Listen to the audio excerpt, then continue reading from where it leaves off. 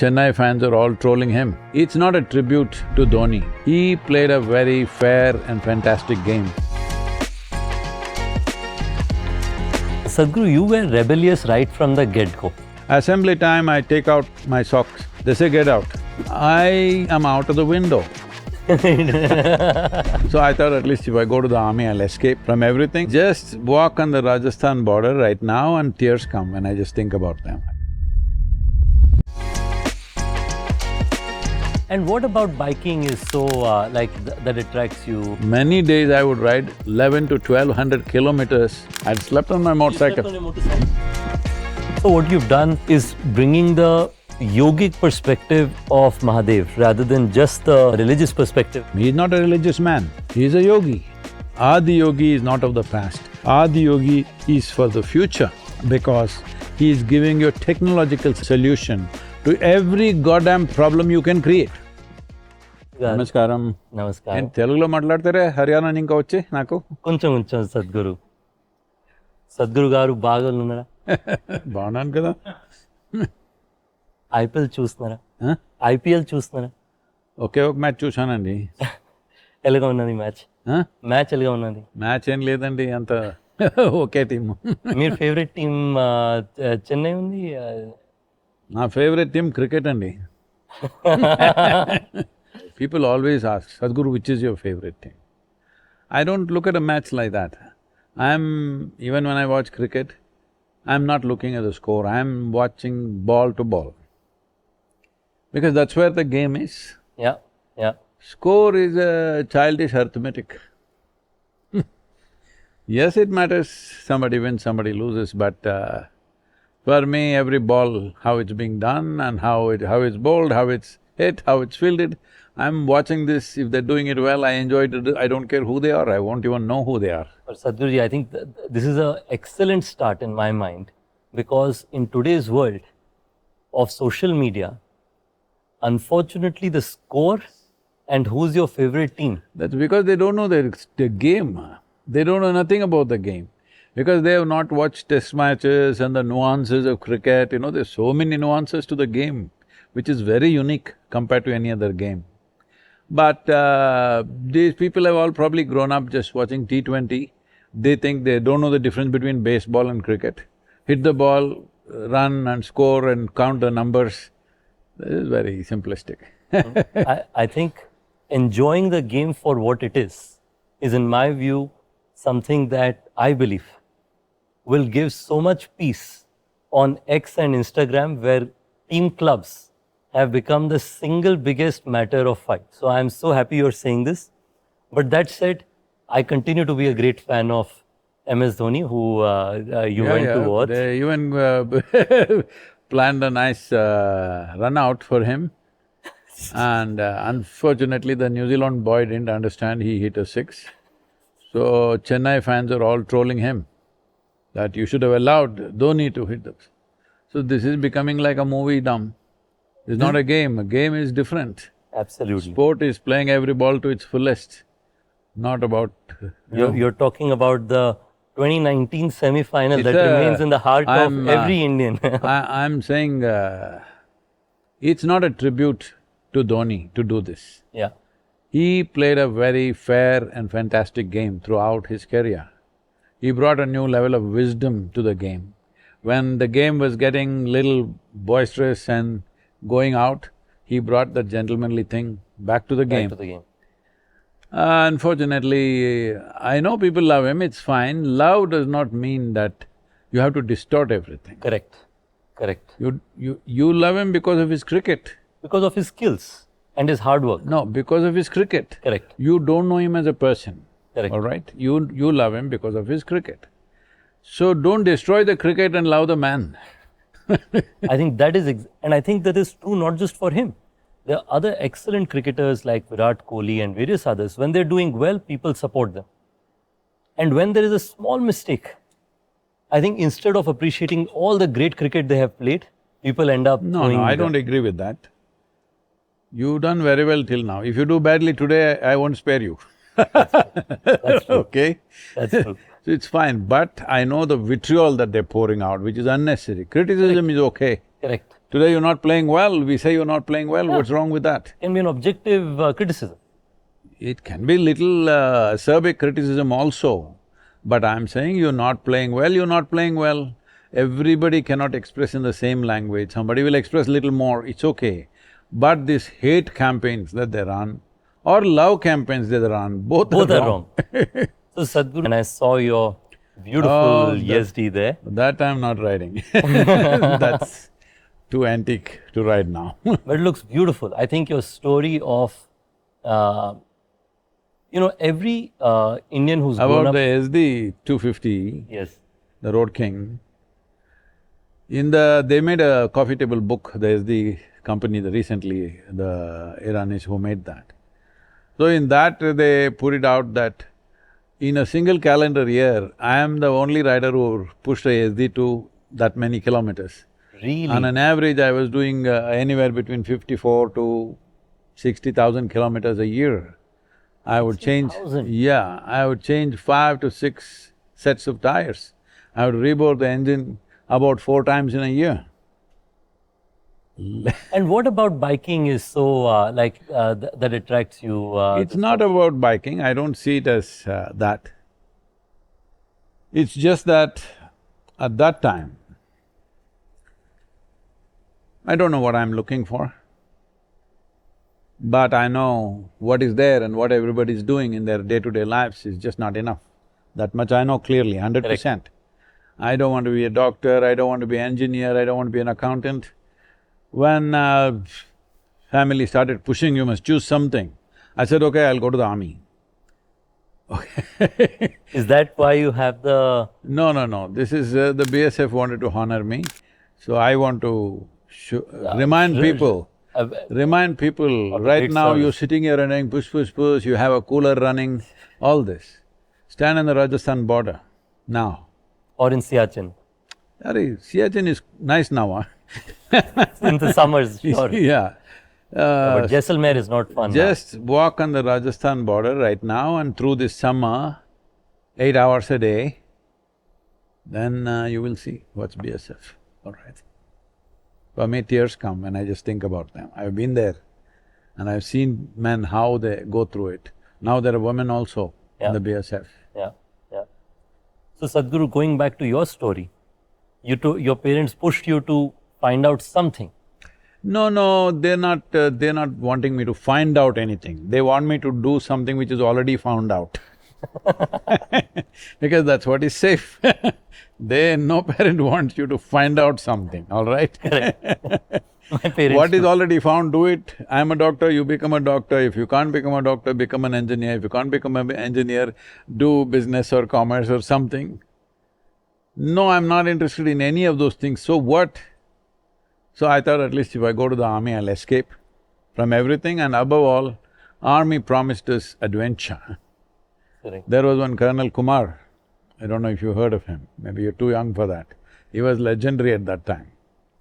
He was a mountaineer and he climbed… I think he did Kanchenjunga a couple of times, so I was part of the Deccan mountaineering. So he came and spoke to us, he was, he showed all his toes gone in his frostbite stuff. So, I thought the best thing is join the army, at least you get to climb a mountain and do something. And I was also into hang gliding, so our armed forces were the only ones who were doing hang gliding at that time. So I thought if I go to the army, maybe they'll let me fly. Maybe they would just make me do this, I don't know, but that was a dream So, Sadhguru, you were rebellious right from the get-go. No, I didn't think I'm rebellious, I just did what I want. Everybody thinks you're doing something rebellious. What is human nature? Tell me. If you don't mess them up from early on, which nobody could do to me, what is human nature? Human intelligence is looking what is what. This is not just human nature, this is the nature of all life. Leave one rodent here, that guy will explore every hole, every corner, everything that's there. In 5 minutes, he'll know the entire damn place. Yes or no? Absolutely. It's just that our scale is bigger, that's all, being human. So they think this is rebellious, it's nothing rebellious, it's the nature of a human being to search. You destroyed this possibility of human beings searching and knowing things with the ideas of religion, nationalities, various kinds of identities which they want you to be limited within that identity to serve them in some way. If you did not mess a child with any kind of belief system, any kind of philosophy, any kind of scripture, would he not ask the question, how did all this happen? Where did I come from? I was not there and now I'm here, where do I come from? My grandfather was here and he's gone now, where has he gone? Is it not a question every child will ask? Yeah. No, before he asks, he say, grandfather came from God and went back to God and he's playing cricket with God, depends which country you are, okay? So once you start telling lies like this all over the place, then you destroyed the search. Otherwise, every child, natural intelligence is such, it will seek, isn't it? Yeah, yeah. Nothing rebellious about it. I didn't think I was rebellious, I was just doing what was natural to me and everybody was boiling and hopping, that's their rebellion. The reason I said so, Sadhguru, is because in a small way, I feel I had a childhood similar to you. I was always the kid who was asking weird questions. I didn't pursue my university. My parents told me that you should do something. I dropped out after my high school and I started a business of my own. So I always, and everybody around me would say, like, you're very rebellious. So when I got the opportunity to read your story, I felt, I think it's just perspective of curiosity or like you say, seeking. That There is a natural seeking for human intelligence. A rodent will see where all the food is. If you leave a dog, it's go on smelling, what's it doing? By themselves. It's seeking. What? He knows he's seeking. Yeah. He's seeking food and he's seeking a mate all the time. A human being, his intelligence allows him to seek something much bigger, that's about it. And then, Sadhguru, do you, and I know you mentioned about identities not being such a great thing, but would you call yourself a free-thinking libertarian as an outcome? Why are you fixing an identity like that? I knew you would say this, but I felt I'll ask you anyway. It sounds quite laborious, free thinking, this thing. I don't think most of the time. Just yesterday I was telling somebody, buddy, stop thinking. Learn to look at things the way they are. Thinking means what? You're recycling your old data.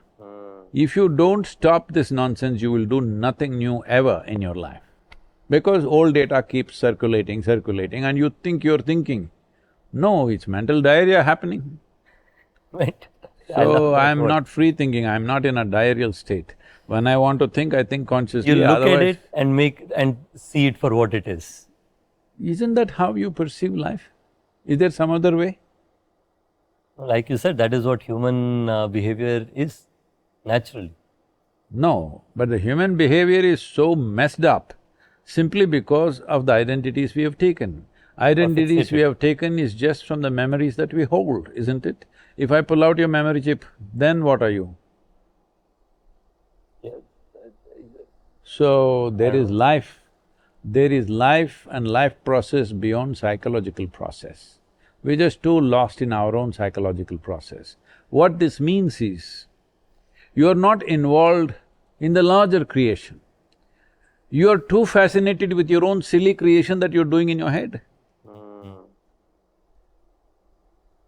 You think too much of yourself, to put it simply. No, absolutely, Sadhguru. And I think it's an important point saying that you can either think too much, No, but no, no, leave no, I out don't the agree. opportunity No, of… no, I don't agree. Nobody in the world is thinking too much. I think they're not thinking enough. It's just that their thinking is so frictious that if they think 10 thoughts, they'll feel stressed. And बहुत सोच लिया। they think they're thinking too much. Right now you are appreciating my SD. Those days, I was built like that, I was made like that. Many days I would ride 11 to 1200 kilometers on the roads of India of that day, all That right? means almost no break. No break, no such thing. I didn't know what's a break. Even now I don't have a break in my life. So, full on, 5 times I'll fill the tank in a day, okay? Because I'm not going anywhere, I'm only going. I'm not going to some place. I'm just seeing India. I've absorbed India like that. without any pride or prejudice about it, simply absorbed India the way it is. No biases, nothing, just seeing people. No, just saying. Never checked into any OYO hotel or nothing. I just went and introduced myself and stayed in somebody's house in the village. Some people welcomed me and may give me a small place, some people said sleep outside. Oh, so you just basically were wandering. So when you're riding, if you had to sleep somewhere in the day, you just go knock a door and ask for help. Sometimes, if I'm short of food, I go to places where people will offer me some food and some place to sleep sometimes no. Otherwise I'll climb up a tree and sleep on the tree. Probably I'm the only one who could sleep soundly upon my motorcycle. I'd slept on my motorcycle. You slept on your motorcycle Yes. for a night? There's no full night for me. Even now there's no full night. If I sleep for a couple of hours, I'm fine. That's enough. That's incredible, Sadhguru. So Sadhguru, I think… Sorry, I'm switching gears. To talk a little bit You're about… losing direction. It's called not switching gears. Switching gears means we're speeding up. That's a good way to put it. No, switching gears means we're going faster. In the same direction. No, we have to… I think we are going to change direction. We need to do the handlebar or the steering wheel, depends what you're… We are going to do the handlebar on the other side. So, Sadhguru, let's talk a little bit about education. We are here at Jnanashala, the home school, where I also got the opportunity to speak to some of your students. They have a fascinating perspective. So, what inspired you to build this? See, when I went to school, there are many aspects, I don't want to go into everything. Much has been spoken already about my, Childhood. lack of schooling kind of thing. But one thing I noticed was, I have a billion questions, like a cloud hanging around me. Anybody I see, I will torture them with questions, but you see almost nobody has any genuine answer. They'll all quote something. They'll say, this man said this, that man said that, this one says this. I said, that's not the point. What is… you came ahead of me, so nobody says, what is my experience of life and this is what it is, this is what I've realized, this is what I've gleaned from life. No, they said this book says this, that man said this is a great man, he said that. So essentially all of them are trying to establish an authority. Nobody is interested in truth. Authority is the truth in their life. God said it, some sage or saint said it, God's son said it, God's messenger said it, my guru said it, my father said it. Doesn't matter what said, you're trying to establish an authority. I'm not interested in that. I'm interested in the truth.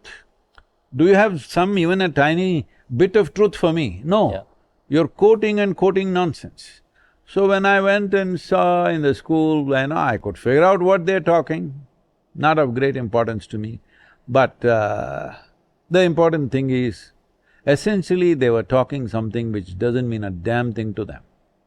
There were a few teachers who stood out, they were talking something that matters to them. I don't care whether it's physics, chemistry, mathematics, English, this, that, whatever, but I'm willing to listen to somebody only if it means something to someone. They're talking something that means something to them. You think it's great nonsense and you're telling me, I'm not interested. Even today, people ask me, Sadhguru, where is this patience from? People are talking such stupid things and you listen to them. I said, because it means something to them. If they say one word that doesn't mean anything and they think it's some great rubbish, to say, huh? I'm done with them. So you say something which means something to you. Once I realized that they're talking things which don't mean a damn thing, it's just a way of earning a living for them, I am out of the window. Fortunately, in my school there were no window bars. So you could not bunk your classes. Huh? You could not bunk your classes. What do you mean? Bunking is like, you can just leave lot of… No, it was very simple. Right through my high school, it was like this. We go first in the morning, there's one period where the attendance happens. Correct. I finish that, after that there's an assembly. Assembly time, I take out my socks and keep it in my pocket. They say, get out. That's all. I went to the lake, I swam, I caught fish, ate. I went on the mango trees, I caught snakes, I did all kinds of things, birds. You found a way to be asked out of the class. See, it was legal. I didn't run Just away. about legal. So Sadhguru, you talked about snakes. I grew up in a place called Raigarh in Odisha, Andhra Pradesh borders. That's how I know Telugu. I know Raigarh, You know about Raigarh? very connected to Raigarh. That's incredible. I heard, by the way, your story of Sambalpur, which is not very far from our town. Raigarh also, You're connected to there as well? very much. So our place has 80% forest cover, as you would know, Sadhguru. So our house, all the time there would be some snake or the other that will be found, right? So we got used to having snakes, right? Like we were not like scared of having snakes, which is what you see typically in urban town, or some people think if there's a snake, you should be very scared.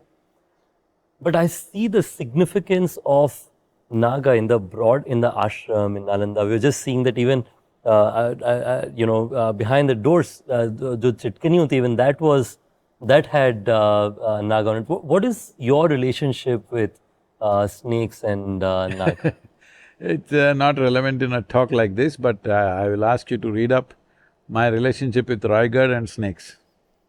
Where can I find it, Sadhguru? More than a life, it's there. More than like, I'm going to read it for sure. So, Raigarh, me and Cobra are like bang up, okay? Let's not go there now. The important thing is, in the development of human consciousness, in the development of human intelligence, one significant stage is that of a reptile. In your brain, because you didn't go to school, I'm explaining all these things. Thank you, Sadhguru. I came here for wisdom anyway, and you invited me to Jnanashala at this beautiful courtyard, so I thought might as well. So, in your brain, there is a small fist-sized brain, which is called the reptilian brain. In human brain itself? Yes, yes. I said you're human, right? Of course. So, there is a reptilian brain. This brain is not a thinking brain, it does everything automatic. In a large capacity, most of the things you are is in this. The trouble that you create for yourself is in the rest of the cerebral cerebral flower that's come over that. This allows you to think, this allows you to project, this allows you to do things. But your entire survival process, your motor skills, everything is in the reptilian brain. It's automatic brain. And that is most important. If that doesn't function, this one is nothing. This is the fluff. We can do a lot with fluff, of course. I'm not saying fluff in a negative way, but it's like in the brain, if you look at it, it's like the fluff. So, because generally in this civilization it was never so, because after the Europeans came, because they did not know anything more than their thought. They had no insights, they had no, deeper ways of divining things. For them, free thinking became like liberation, because they grew up and they lived and they suffered religious persecution like nobody. That if you think anything other than what's written in the book, you're dead. You know those millions of women who were burnt on the stake, what was their crime in Europe? It's just this, they were doing something other than what's written in the book. That's all. For that they were burnt alive in millions, not in one or two. So that was the level of control, that if you think differently, other than the way the religion teaches, you should not exist. I always keep joking about this. There are two ways of answering a question. If you know how to answer, you answer the question. Otherwise, you kill the questioner. Question is gone for now. And nobody else will dare to articulate the same question again in this generation. Hello? It's happening, right? Even today it's happening. You ask a question, we'll kill the questioner. Finished. Question is over. So this is how it was. When they broke through that, they call this the age of enlightenment. All they could do was, they could think free of the scriptures that they were attached to. Not fully free, little bit over. Suddenly it's the age of enlightenment. That led to the age of enlightenment. I'm not calling it enlightenment, they call it. So-called. In this civilization, we've never attached much significance to human thought, because human thought is just recycling of existing data. If you perceive this, You can multiply this in your mind in many different ways, not that it's not useful, it's useful to create atmospheres, it's useful to survive, it's useful to run economics and stuff, which is all survival glorified if you ask me. Hello? Yeah. Just survival glorified and taken to such limits that it doesn't matter, after 10,000 years we're still fighting for survival. It's stupid because we've upped the bar in such a way. Even if you're a billionaire, you're still struggling for survival in the billionaire world. I'm telling you. Which is, by the way, I agree is true. Because for whatever reason, all of us are getting past every day in a manner where there is this pursuit that we are all on. But Sadhguru, I think the point that you mentioned is a very important one, and I think about it often as well, which is even on a scientific side. We are all trying to be a derivation of what already exists out there, rather than creating something entirely new. If you look at science also, the number of breakthrough inventions that have come in the last 5 or 6 decades have been so much lesser than what used to be earlier, that when light was invented or various other… Nobody invented light. I mean, not light, bulb. My apologies. Light has always been there. Light has been there, all right? Bulb or electricity or one of them. Whatever. See, the thing is this, if you know nothing, you go to school and they taught you how to count up to 5, not 10, up to 5, you feel enlightened, all right? Correct. You came home and you can count 1, 2, 3, 4, 5. Oh my God, this is amazing. That's it. Correct. So, this used to happen to my daughter Radhe when she was little, very little. I always made sure if she's around me, I will take her somewhere where she can see the stars or outside in the nature or forest. So I take her up on the terrace, she looks at the stars and she says, Jaggi, 10. Because I could count 10. Not she counts 10. That's the biggest number in the And universe. she knows. Oh wow. Not she knows, that's the biggest number in the universe. Where can you count more? I am saying, whatever you think is the biggest number is just a question of more zeros, isn't it? So in her mind, 10 is the largest number in the universe. So she says, so many, 10. But that's a great number. What's wrong with 10? Even all the stars want to wear number 10. So, our idea of numbers and our idea of universe, our idea of physics, well, there is a whole committed troll army against me, which they will all get on. I want to give them some material, otherwise how do they make a living, huh? Poor guys. So let me give them some material. Today what you know as physics, what you know as science, whatever, see, in this cosmos or in this atom, whether you take the smallest unit or the ultimate unit, in both, over 99%, 99.99 something percent is nothing, vast nothingness, even in the atom. So you know, with all your objective observations, you know 0.0001 something, all right? With that, you're audacious enough to make conclusions about life. I think it's too stupid. Simply because you can create a little more comfort and convenience, this doesn't mean you figured out all life, all right? So, this is not… I'm not trying to denigrate science. Science has done fantastic things. Life is more comfortable than ever before. Survival is more simple than ever before. But being able to do something better and knowing are two different things. So the longing to know is what drove science. But today it's all like innovation, doing one more thing, one more gadget, one more nonsense, so that people can do. See, for example, I'm not talking against any brand, phones are coming every year. Whatever, one calls it the entire galaxy, another calls it 1, 2, 3, 4, 15, 16, 17, all right, whatever they call it. They have to do something for their marketing, it's fine with me. All I am saying is, most people, I'm telling you, Most people who think they are technologically competent, for example, they still can't use iPhone 10 or 11 properly. Fully, I'm saying. Properly is not the word, fully. It's full capacity. Now whatever 16, 17 that is there, not even 2% or 5% of its capacity people are using, except a few people who are using little more.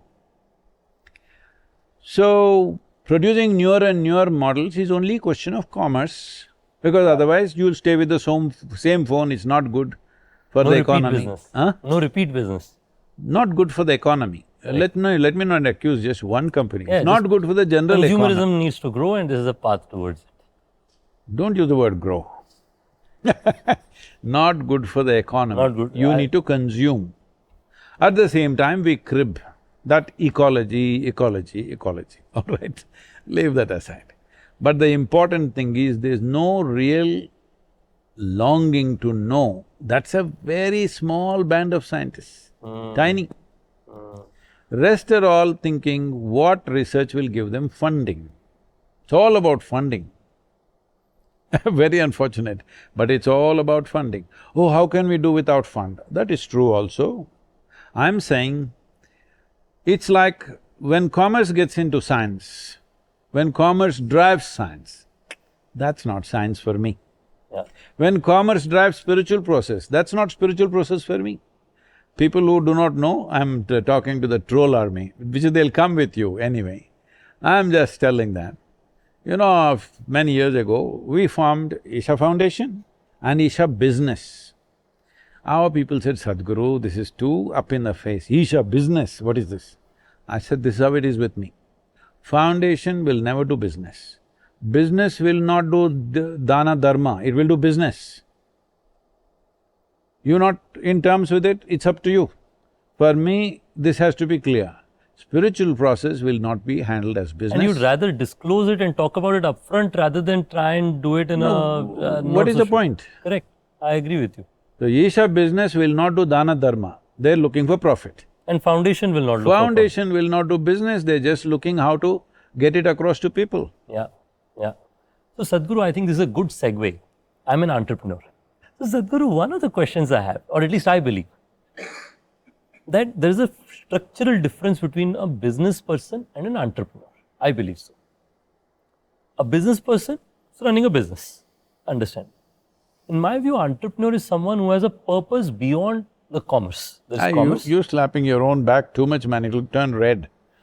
And I'm trying, Sadhguru. This is an effort for some time. Like from my perspective, I see you as an entrepreneur who saw that there is a purpose in bringing better living and better life for a lot of people, and it has to be done sustainably. Because if it is not done sustainably, it won't last for a long period of time. And that's how you combine these two initiatives. When you were starting back in the day, I read about your story, whatever I have read, little. I think that the information is more, so I may have missed it, so I apologize. You already had a thriving business, so actually left a business to start Isha Foundation. How did you have the courage, and what did you not get scared of the risk that something like that comes with to pursue an initiative which understandably will not give you a lot of income or at least survival in the first few years? See, it may look a bit odd if I tell you things as they are. So should I do little diplomacy with you? No, let's go as they are. As is. As is. So I want you to understand, even when I got into business, my only intent was, by the time I'm, like 19, I started riding across India, crisscrossing India on my motorcycle. At 19? Yes. And then I hit the national borders. When I tried to cross, they said, you need a passport. I was nearly 20, almost 20, and I did not know what is a passport. Today a 5-year-old child will know. I did not know what's a passport. I thought when I turned 18, within 3 months I got my license. I've been riding since I'm 12. But the first thing is, when I turned 18, within 3 months I got my license. And I didn't understand what is this other document that they need. I have my license, I thought I can go anywhere in the world. I'm in that mode. Then I turned back and I came back and inquired around where to get the passport, this, that, and I got my passport within 4-5 months. Then my only thing is I want to… now that they stopped me at the border, my thing is I want to just ride across the world. Who'll stop me? Now I got this new one also. Okay, I didn't know there's a visa on top of it.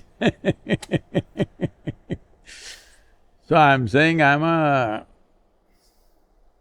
wild creature, looking everywhere with fresh eyes, but But by the way, I must say that whatever you do, you figured out a way to be legal in that. So when you had to leave the class, you use the socks to have legal. When you have to ride a bike, you got your license 3 months after 18. When you had to get through the border, you got the passport. It's like, you had this perspective of saying that what is legal no, plus. I'm not thinking legal, illegal. I believe in doing everything the way it works. And you saw that this is how it works, Yes, that this is how everybody it gets a works. passport. Right Somebody now, asked for it. initially I was just teaching and like how we conducted the initial programs. I go somewhere and I teach. We try to… I have seen a lot of photos, a lot of my friends and colleagues have been to some of those, Your programs that you friends visited. couldn't have come to those classes, they're too old. Yeah, I think maybe this is close. More 2008. No, I started teaching in '82. That's okay. So, Sorry about that. I'm… I go somewhere and… So back in '82, you used to go to different towns and teach. Yes. So, I go teach somewhere. Initially, I tried to teach free. And I had closed my business, I had money, I had sold some properties. And still I'm selling properties because what I made at that time in that short time period. And So everything… you're a very good business person.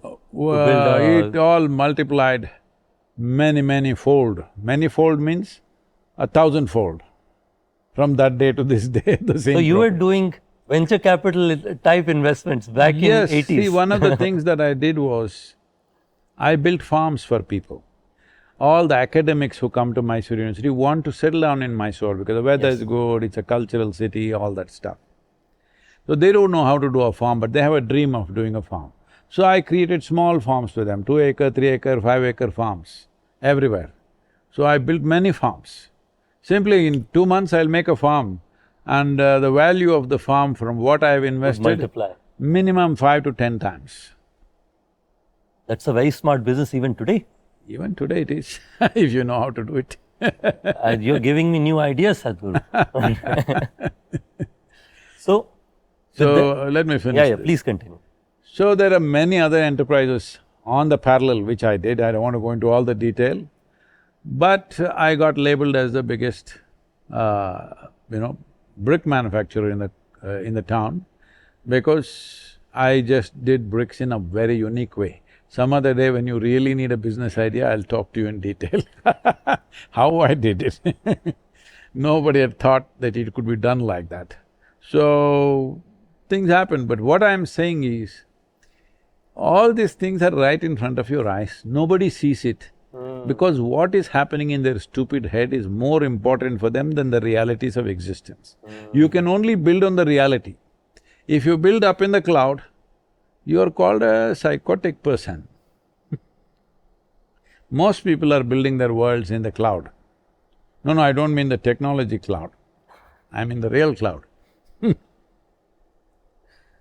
Sadhguru, what is your… how do you think about risk in your perspective? Do you think what you did was… because when you explain it, I feel like you did not see it even like a risk, you saw it as… I never saw it like a risk.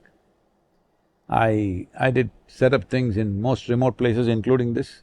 Yeah. When we first bought this first piece of 14 acres of land, and I brought the trustees to see this, just formed a foundation. I wanted them to see.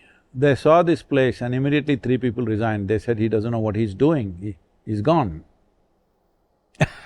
Because they thought it's so remote, who is going to come here? Well, today it's This is partly true back in the day. Today it is no more the issue. today it's an back in the day. international destination. So, even in Tennessee, I went to the most remote place And today we have over 24 to 26,000 acres. And we're building a whole city. It's become a hub. In Tennessee? Yeah, yeah. In United States. Yeah, yeah. So, 26,000 acres. yes. That's incredible. I'd love to have the honor to visit it some Please point of come. time, Sadhguru. If it is, I mean, we are building a whole city called Yogic City. It's called the Yogi. It's a conscious planet movement that is part of the thing. So in, there will be a certain number of people there in future, but right now, maybe there are about 2,000 plus people. Already? Yeah. So people are moving in as the buildings come up. So these are remote areas. See, if I had to build ashram in Coimbatore city, we would have bought probably 1 acre, 2 acre and built it. And I saw, for what I have to offer to people, the moment they come to know what I am offering, no space will be enough. Even here, the space is not enough. Rooms are all booked up all the time, everybody is angry with us because we say no room, no room, you know. Only in the leanest period of time there are rooms, other times there are no rooms. So, why I'm saying this is, you can call it business, is there no fear about this, no fear… I don't operate out of fear because I don't see how a man can lose anything in this life. Because you come with nothing, you'll go with nothing. One who's come with nothing, what can he lose? Oh, what about money, what about this? Arey, there's a way around those things. For every problem, there is a solution. It's just that you get tangled up in the problem. You're not looking at the problem, you're getting tangled in the problem. Your psychological mess you think is real. Actual situation is only 1 or 2 situations. In your mind, they will multiply into many. Let me put it like this. This happened when in 2008, when the West at least was going into recession. In 2008, India did not go into recession because you had not climbed at all to fall. South Korea fell big time, US and Europe took some big hits. India, some people were saying, oh, we did not fall, we are the strongest economy. I said, you have to climb to fall down. If you don't climb, you won't fall, of course. We were a much smaller economy. Yes, very small. So there was no place to fall. So when this happened, everybody was in black mood and I was asked to do certain things in the economic forum, leave that alone.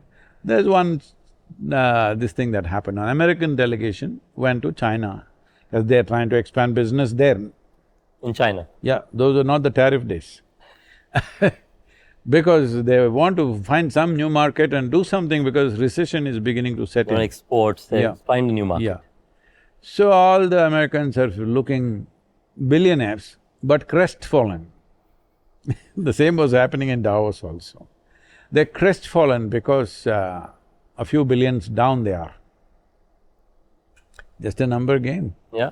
It's nowhere are billions, all right, it's just in your mind.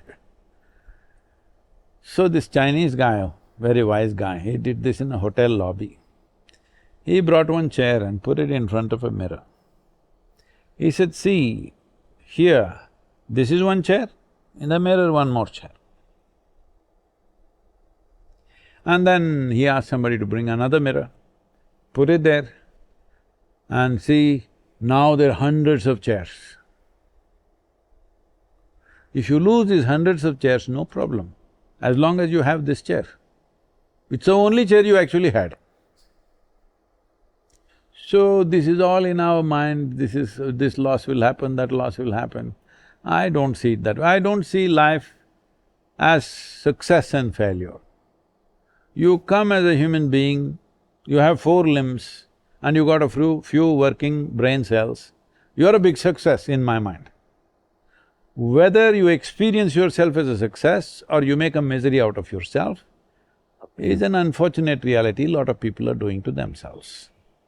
I think, Sadhguru, this is such a well-taken takeaway because it's the reality of life that some days you will feel like I'm not going through a great time. Some days, No, I'm not talking about that. Why should you feel some days like this, some days like that? I'm every day blissed out only. Whatever yeah, the no, hell that's is what I'm happening. saying. That's the learning that we should take away from you. No, it's not a learning, I'm saying. It's not a learning, it's a fundamental fact Yeah, in our existence. that we need to remind ourselves. You need to recognize this is the reality. Yeah, yeah. That instead of being bothered, like reality is like you said, you are with 2 hands, 2 limbs, you're 4, Some working brain cells. some working brain cells. Working means they're working for you, not against you. There are a lot of people, their brain cells are working but against them. Okay. So what worse can happen? So you're absolutely right. We should not put oneself through the misery or the satisfaction. If you're not dead, you're doing great. Yeah. If you're dead, no problem at all. Yeah. So, Sadhguru, let's talk about Sadhguru, the app founder. You do so many things. One recent new addition is you have a new app, Miracle of Mind. Miracle of Mind, which, just for everyone listening, is probably the fastest growing app ever in the health category. Fastest growing app in itself, in any category overall, which recently beat ChatGPT in the number of downloads. Why that's become the standard? Because ChatGPT is probably… I'm thinking Miracle of Mind is a failure. And I also think I'm a big failure because there are 8.4 billion people. Leave the children below 18 or below 15, let's leave them. So at least 7 billion people are there, adults. 7 billion people. Out of them, how many of them wake up joyfully and go to bed joyfully? Let me give him a good percentage, maybe 1 billion. That too for reasons other than themselves. Today, I beat you up, so I am going to bed happy. Today, I made money and you lost money, so I am going to bed happy. Today, I ran a race and I am first and you are nothing. This is how people are joyful, unfortunately. They're just enjoying other people's failures, essentially. How many are actually simply joyfully going to bed? Very small number. just blissful as it is. Maybe it's in millions, but still very small number. Others are going happy or this thing because they're drunk or they're drugged or something, they're using chemicals to feel little like this and go unconscious. They don't know. In unconsciousness, you neither know misery nor joy, all right? Both are gone. So, essentially, when there are 7 billion eligible people, little more than 2 million enroll, and I don't think it's a success. It's spoken truly like a entrepreneur, Sadhguru, because for an entrepreneur, the most important is how many people's lives Let me they can take make away it. that word because I think calling myself an entrepreneur would be a bit ugly, so I will tell you like this. Do you want to do a venture in your life or an adventure in your life? An Oh, adventure… that's a good way to compare, huh? Venture or adventure. Yeah. I love it. If you do a venture, you're counting money, counting money. How do you count money? I have less money than you, so you feel very happy. You're making $1 billion a day, but I made 2 billion, you'll become unhappy. Look at this. Your joy is not about yourself, your joy is everybody should be doing badly. That's the only thing. Adventure means you choose something which is not necessarily safe. Yeah. Could be dangerous. Dangerous means you lose money, I don't think it's very dangerous. You could lose your life. Well, losing money could lead to that one way or the other. You could lose your life one way or the other because this is the only thing you have and that's the most fragile thing. Poof, it'll go away. Are you breathing? Yeah. In, out, inhalation, exhalation, inhalation, exhalation, inhalation, exhalation. Next inhalation did not happen, you're gone. Yeah. Not a trace. Wherever we search, you will not be there. nahi mila. That fragile. And it's the only thing you have. Tell me what else you have? Nothing. That's Nothing. it. Rest is all imagination. Yeah. The only thing you have. The only thing you have is like you're playing yo-yo with it. If you stop it, you will die. Yeah. If you play, you know you will die. This is the beauty of life. Guru, you said such an intense things with so much happiness. But I'll tell you this, I think your blissfulness and your perspective of adventure, I think it starts with your biking. The more I think about it, because when you're biking… No, I cycled across South India Also. at one time. But then I added a motor to it. But you know, it's such a… you're like… if you think about it that simply, that's all you have. That's all you have. It's not you think about it, that's all you have. That's the fact. Whether you think or you don't think, whether you have a That's brain the or you reality. you have no brain, that's all you got. Yeah. Yeah. So Sadhguru, as I use the app, I saw that the level of details that the app experience has. Tell me a little bit about the galaxy picture. Why did you consider putting that up in the middle of the experience? See, the reason why… See, let's look at it this way. People have always been trying to sell miracles to people. They have launched religions, they have launched many movements talking about miracles. Some of them keep on coming up with new miracles. If you really pay attention, they're quite ridiculous stuff. I've been joking with people. See, Sadhguru, you don't perform any miracle. That guru does this, he pulled out chain from the tree, he pulled out this from the tree. Said, I can pluck a mango, man, from a tree. It's not good enough for you? You want a chain? You want to hang yourself? You can put a rope. And you really want a miracle, I can put my hand in my pocket and pull out a pigeon and give it to you. What is achieved? You have a bird. I have a shitty pocket. With no bird anymore. Nothing has changed. All is, I got mess and I gave you the mess. Leave the damn bird, let it fly. Let it fly. What are you doing keeping it in your pocket? So I'm saying the idea of miracle has been so silly, rudimentary, not even childish, it's infantile. Miracles which are flying as great religions in many ways. So if you really look at it, all these miracles were created by this miracle. Somebody saw how to create something which at least grabs everybody's imagination and they can do something out of it. Maybe I will give them the margin, maybe they started with the intention of really doing something good. Along the way, many things happen, this you can't help unfortunately. This is what happens over a period of time. So, the only miracle that you know is the human mind. Yeah. But where is all the human misery manufactured in the world? In Delhi? Huh? Same place. In the human mind. In the human mind. So this mind, which could be a miracle, now has become misery manufacturing place. This is simply because you don't know how to hold it. When I say you don't know how to hold it, if I ask you a simple question, do you want your intellect or mind to be sharp or blunt? Choose, I'm going to bless you. Sharp. Sharp, you asked for it.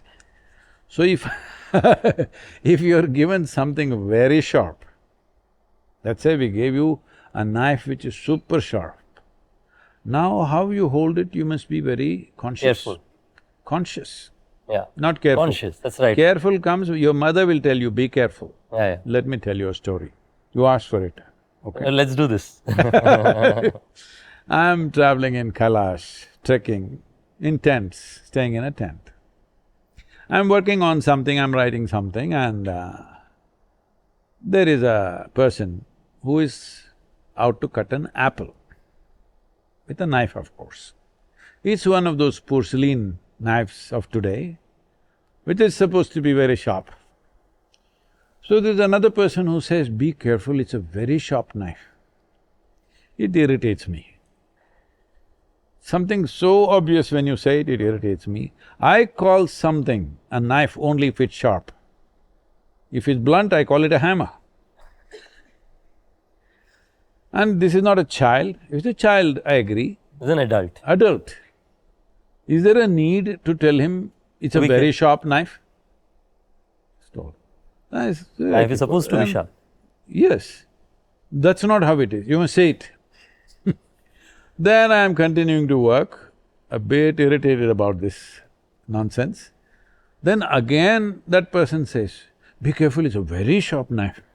I said, "Hey, come on, leave him alone."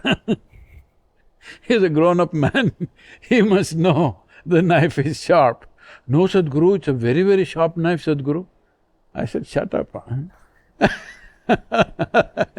I know a knife is sharp, and when you handle a knife, you should know how to handle it. It's not some complicated machinery, and he's not trying to do a surgery, all right? If he was doing some minor surgery, then you can remind him, be careful, it may go deeper than you want."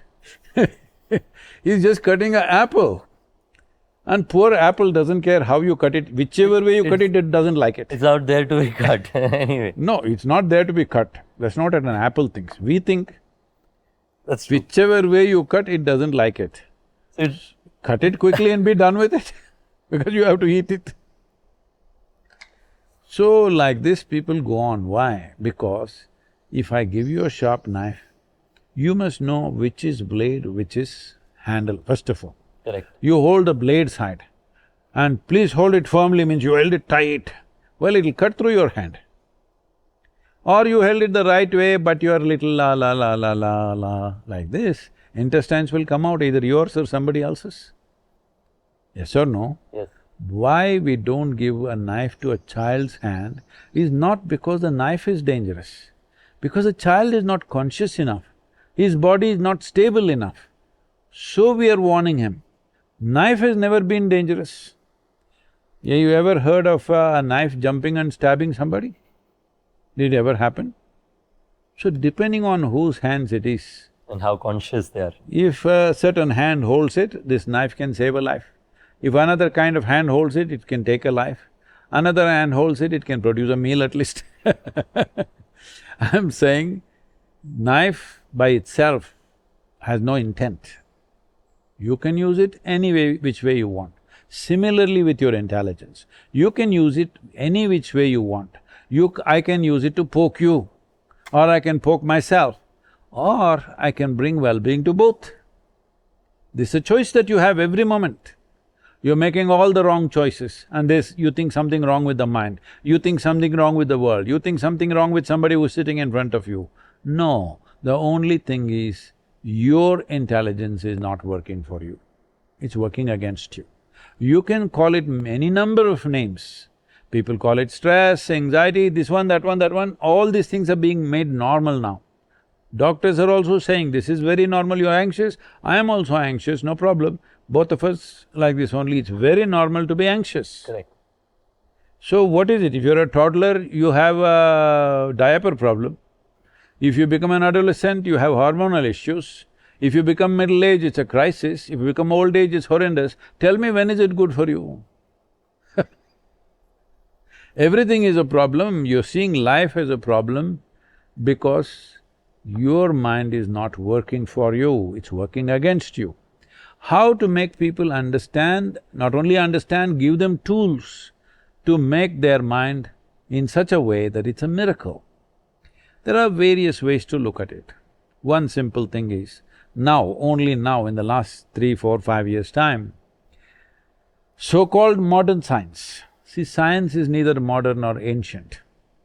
Science is when you look at something the way it is and in some way systematize your understanding and also able to express Explain it to others. express it to the world, it becomes science. You didn't invent science, there is neither ancient science nor modern science. People keep asking, Sadhguru, such ancient wisdom you have. Arey, God damn it, very ancient wisdom. We need wisdom which is contemporary. You're millennial, Sadhguru. What do you mean? I've been across 2 millenniums, which one do you think? No, millennial is a thing that people who are born after the 90s are called millennials. I It's know, just I know all these things. See, as if there are not enough segregations in the name I'm sorry, I have to get out of the identities. in the I'm name sorry, of I'm labeling you so many color, times. creed, race, religion, nationality, nonsense, every kind. Now you guys want to segment one generation into 10 No, parts. Sadhguru, मैं तो आपको कह रहा हूँ, you're the same generation. There's no difference. But I want to hear the full thing, what you were explaining, because that's a very thoughtful perspective that you shared. What? Which is, science is just what you see, and you can systemize it and communicate. See, with if you pay enough attention to anything, you will see more than what others are seeing. Right now, the plant is putting up a lot of leaves and flowers. You can only look at that and wow, somebody painted it green. No, then you look at it, these brown tubes which are going, which don't even look alive, it's full of sap, it's going into the earth, and then you know there is soil. It doesn't take any knowledge, it just takes observation, attention. Without the keenness of attention, you will live and die on the surface of life. So science is trying to little fathom the physical world. But as we already said, the physical world is 0.000 something, that's all there is. This is modern science saying this, all right? Yoga has always said this, but it doesn't matter. Now it has to come from a Western university, otherwise it's not true. 1,000 things. One of the things that's happening today is, in the name of science, they are saying, breath and our emotions and our experience is very related. Oh, discovery this is, invention. For 10,000 years we've been talking about this. And we have an entire science, how to master the breath as a process and the deeper aspect of breath, which is the prana, and how thought and chemistry are connected, how you can just create the chemistry that you want. No, I'm wearing glasses because if you look at me, you will think I'm doped, which I am. I'm stoned all the time. No chemical, no substance. This is the greatest chemical factory. Yeah. If you activate this properly, the endocannabinoids and anandamide makes you in such a way, you're blissed out every moment of your life. So, now the thing is just this, now they're talking about it, I'm glad they're talking about it, but don't… See, there is an old saying, I think it's if I'm correct, it's a Chinese saying, which says, a fool discovers what the wise man knew 1,000 years ago, okay? So, Sadhguru, was this the first app you helped design? No, we did the Sadhguru app to start with, and that is more serious content, a lot of content. People usually get lost in it, because today if you say two things at the same time, they can't figure it. The millennials, Yeah. the fresh… You have to keep it simple. Not simple, you must dumb it down to a point where there's no sense to it It's after some time. So, now a miracle of mind is a very simple thing, 7 minutes a day, you just do this. And it's a bit gamified, it's not fully complete, still we will further gamify it, AI empower it and some games to play on it and everything, but the important thing is, we want at least 3 billion people in the next 24 months, that they become like this, they close their eyes and sit for 7 minutes. 7 minutes a day, half the population sits with their eyes closed. Believe me, in a very subtle way, the world will change. Because there is no such thing as the world, it's just an abstract. Yeah. They're just you and me. If you change, half the world has changed. If I also change, whole world has changed, isn't it? That's right. This all it is. But we are always thinking there is something called a world that has to change. There is no world, there's just you and me and everybody, all right? If you and me change, everything has changed. So, 3 billion people, if they close their eyes for 7 minutes, you will see a significant change. There is enough medical studies on this, scientific studies. We are not just launching this ad hoc. 6.5 years ago, I opened a center in the Beth Israel Hospital, which is a teaching medical hospital for Harvard Medical School. In the premises, we have a Conscious Planet Center. So research has been going on in a very profound way where clearly things have been put across, which are fantastic facts. But see, these facts won't spread easily. You tell them there is a pill, if you take it, that will spread like that, like fire. Like the Ozempic pill nowadays. Ozempic. You is heard for- about it, Yeah, Sadhguru? yeah, it's for A a miracle drug they are calling it. no What do you miracle. think about it? See, it's a see, people are doing business out of it, so I don't want to get in get in their livelihoods. I'm not interested in that. But if you don't know how much to eat By yourself. as a human being, see, the essence of being human is this. You're not special in any way compared to other creatures. They are born, you are born, the same way, reproduction. They grow up, you grow up, but they simply grow up, you grow up with lot of fuss. They earn a living, you earn a living, make a huge fuss, I'm an entrepreneur, I'm a business, I'm this, nonsense, whatever to earn a living. Every sparrow is earning its own living, isn't Correct. it? Correct. They reproduce, we reproduce. That also they do it effortlessly, we do it with too much fuss. They die, we Oh, die. Too much fuss about death. So there is nothing you're doing bigger than them. I have lived in the jungles, I have paid so much attention to various lives, alone by myself, surviving in the jungle. Each one of them have a complete life of their own.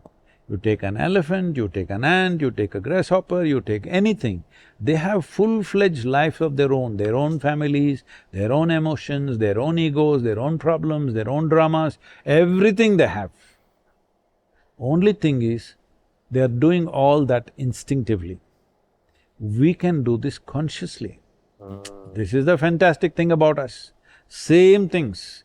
Because we do it consciously, suddenly it's worlds apart. Yeah. If you surrender that one thing, then The world would change in a no, you're trying to go back on your evolutionary scale, which so many people are successful. When you say you don't know when to stop eating, you have surrendered your evolution, Yeah. which took millions of years to get you here. To get a brain of this size, to be able to be cerebrally capable like this, you're surrendering that because you have surrendered your ability to be conscious. So what is called meditation fundamentally is to move into a consciousness which is of a higher intensity than the way you are right now. Correct. In this, I was talking about the scientists discovering about the breath. See, if you sit here, don't close your eyes, you're feeling sleepy, you'll fall asleep. I am closing my eyes, don't follow me, okay? I've practiced a lot to keep my eyes closed and not fall asleep. It takes a lot, okay? So you close your eyes like this and think clearly about a mountain. You will see your chemistry and your breath will become one way, your breath will change. You think about ocean, visualize an ocean, your breath will change. Think about a tiger, your breath will change. With every thought, if you create it with a certain intensity, breath will change. With breath, the chemistry will change. You're doing all this accidentally, no wonder you're anxious. If you're driving accidentally, will you be anxious or no? Yeah. 100%. The nature of accidental existence is anxiety. Now when you say anxiety is normal, you're admitting you're living accidentally. Accidentally. This is a crime against humanity. And our evolution. Yes, the crime against humanity means the human project on this planet is millions of years old. From a single-celled animal to make you this complex and sophisticated, it's taken tremendous amount of research and development. You can dismiss it off as one word, evolution, but it is thousands and thousands of iterations nature has done Process. to get you to this place. But now, you're surrendering that as if it's worthless because you've not realized the worth of being born as a human being. Sadhguru, this morning only when I was coming here, I was reading on the newspapers where I read teenagers who are in in high school, just coming out of high school, are more spiritual today than has been seen in the last probably a decade and a half. Not decade, in many centuries. Yeah, I mean, that's what the I'll just survey tell was you. We are having one Rally for Rivers board meeting and one of the board members organized lunch in the hotel, so we all go there. And I have some phone calls. I said, please, you start, I will come. And I'm walking in the garden and handling the phone. All 10, 12-year-old boys and girls, Sadhguru, Sadhguru, they shout. I said, wait, finish my call. Then I call them, they come. Hey, you idiots, how do you know me, huh? "Oh, we watch your videos every day." I said, what, your mothers are forcing you to do this? No, we watch by ourselves. See, when I was 12, 15, there was no way anybody could make me watch a spiritual damn video, all right? No way. But these kids are.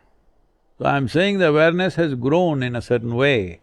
I must tell you another statistic. Early on when we started the programs, 80 to 85% of the people came to the programs mainly for physical issues, they have health issues. Yeah. So they come because the reputation has spread, if you do this yoga, health will get better. So 85%. Hypertension, something. Something. Today, only about 8 to 12% come for health reasons. All others come because they want to know something, they want to experience something. Tremendous change in 40 years' time.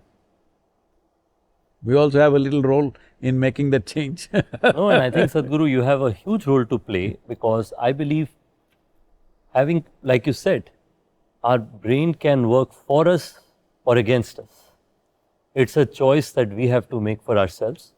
And I think in today's internet, social media, mobile applications, you have a choice to make, that do you want to use such mediums, such Let me access tell to you how technology? I got into the internet. I was in United States and it was just starting, what is this, 2006 or 7? 2006, I think.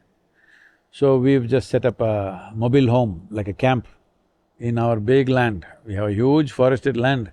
And you have a mobile home there. Yeah, that's the only building that is there. So I work there and live there, and a few others, all working on something.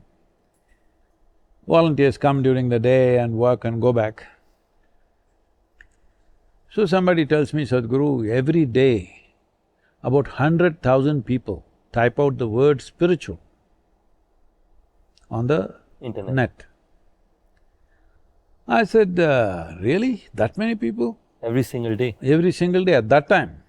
Now I don't know what the numbers are.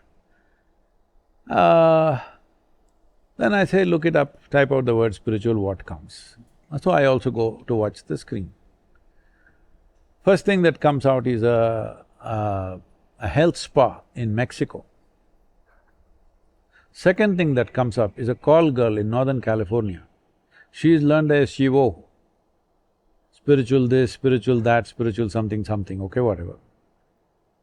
I'm saying everybody, whatever they're doing, they're using the means. Technology is just a means, it has no mind of its own. Correct. Just a means, so she is using it in her own way, they are doing it. The spa in Then I Mexico thought, this is doing a their own shame, what is happening here?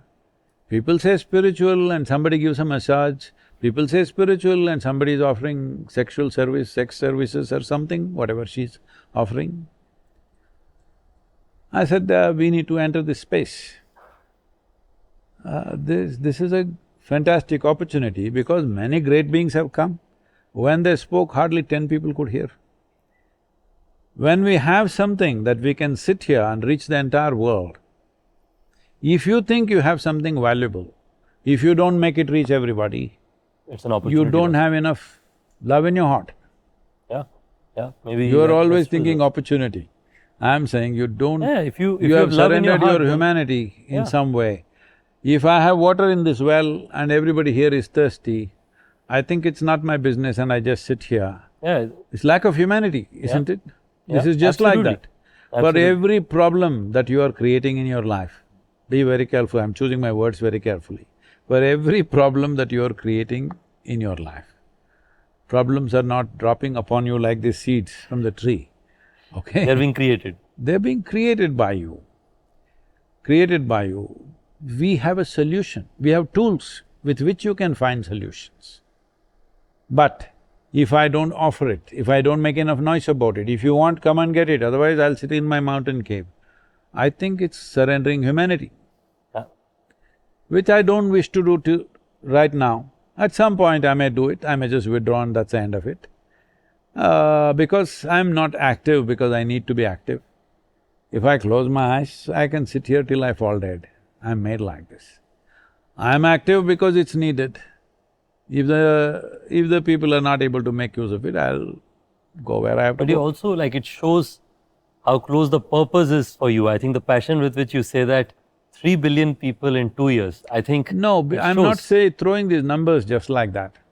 See, in 100 days for Safe Soil, we reached 3.91 billion people, 100 days. Now it's well over 4 billion people have been touched. They all roar, raise their voices. That is why policies are changing in the world. Soil has become part of the narrative. COP, the COP events that happen in the Yeah, yeah. world. Till COP 26, there was not a word about soil. COP 27, we went there as observers.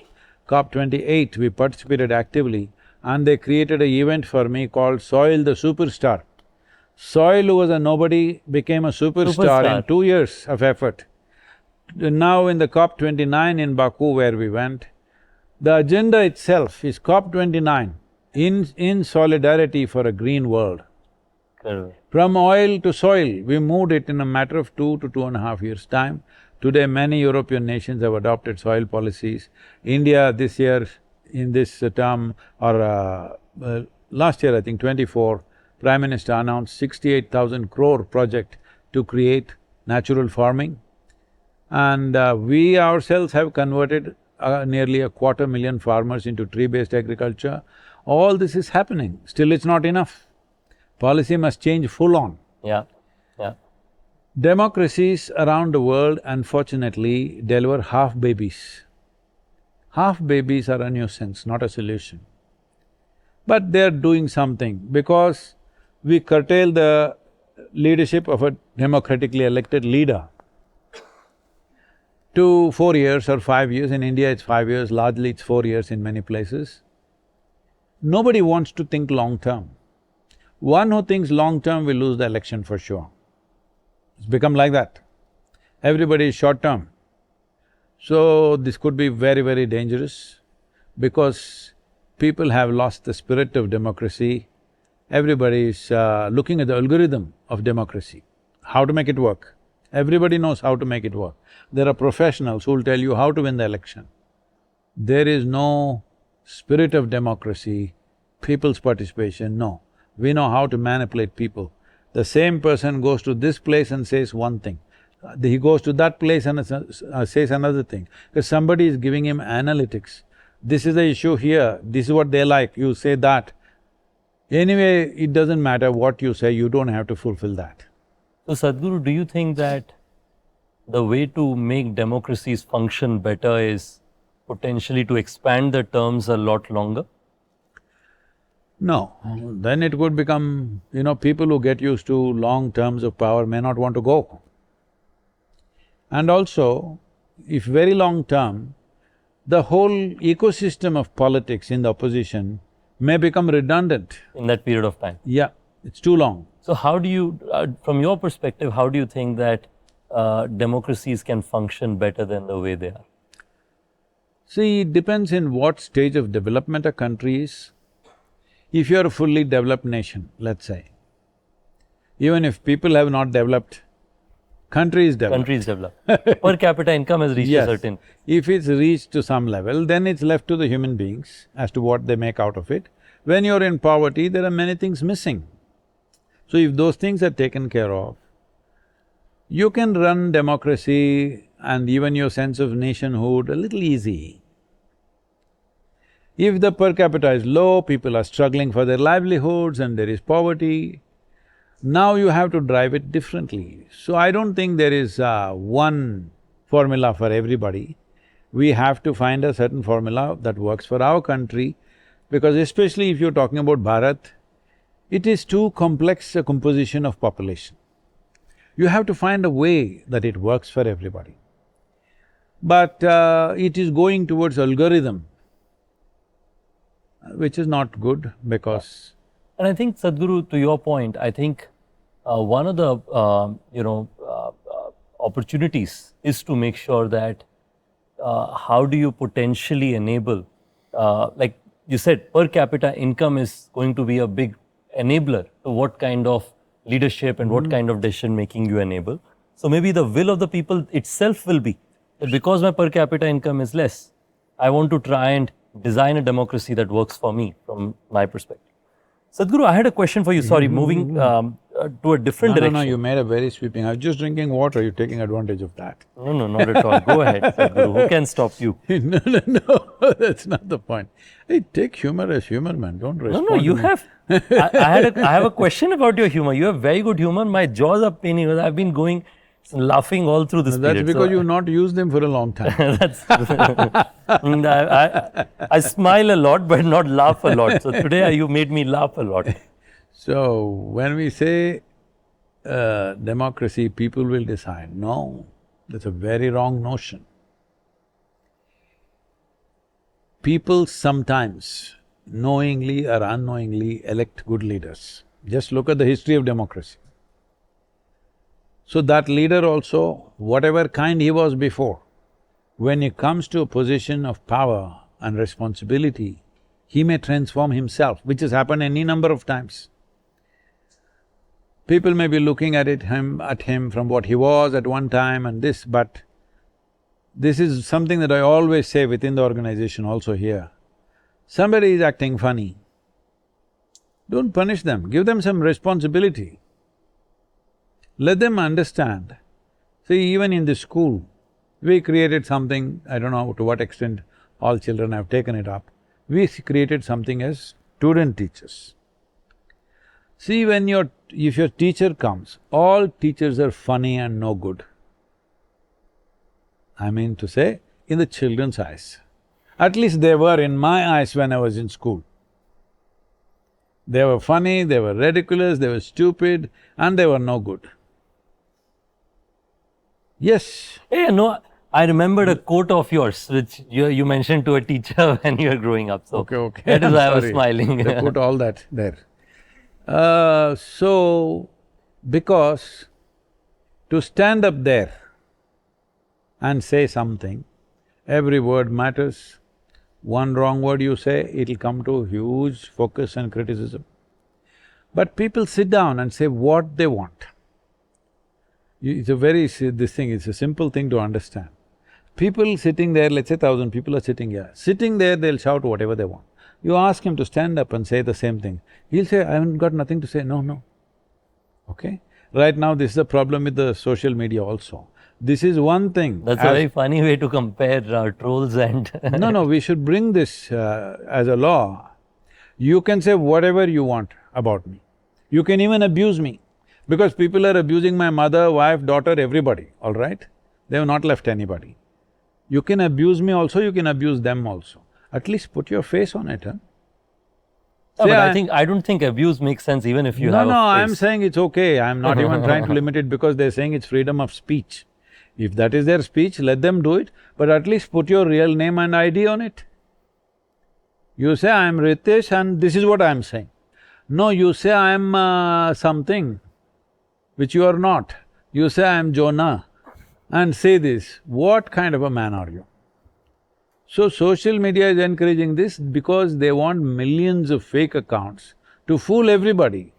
The advertisers are fooled because they think you have 1 billion accounts. No, a third of them or probably 2/3 of them are all repeat fake accounts. This needs to be curtailed because if you don't do this, democracy will go down the drain. I can have 10 accounts and say 10 different things on the same platform. Why don't you give me 10 votes? I'm asking. Makes sense.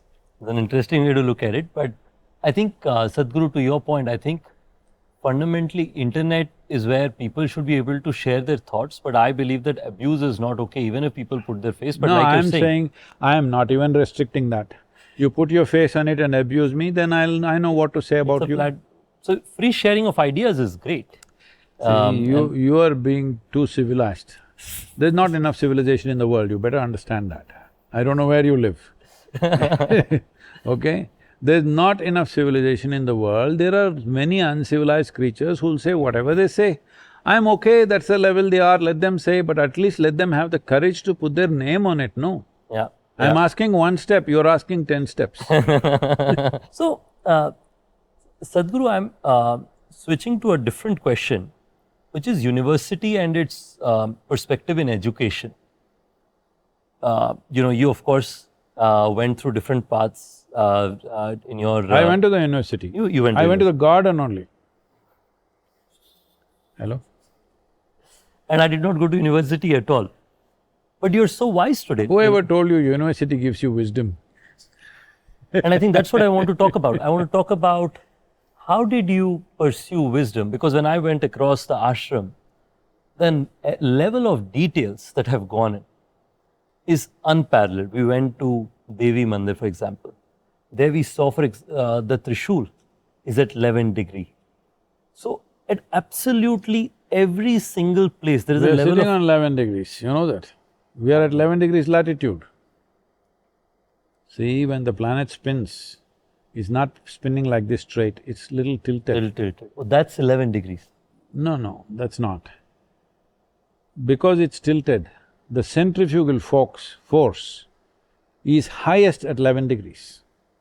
We are sitting bang on 11 degrees, because that's where we wanted the Dhyana Lingam. That's incredible. So, how do you know all of this, Sadhguru, that like the amount of details you have applied in the ashram, like how do you get that, how did you get that knowledge? Generally I've lived on this planet, though I've been a vagabond all over the place, I lived on this planet mostly. So whatever is happening, I pay attention to it. And so you'd say traveling and paying attention to whatever you saw. No, I wouldn't even say traveling. Right now you're sitting here. Is it hard for you to notice that it's pretty warm for a March month? It's pretty… So you notice temperature variations. Correct. If we pour some hot oil on you, will you know or you won't know? I would know for sure. You would know.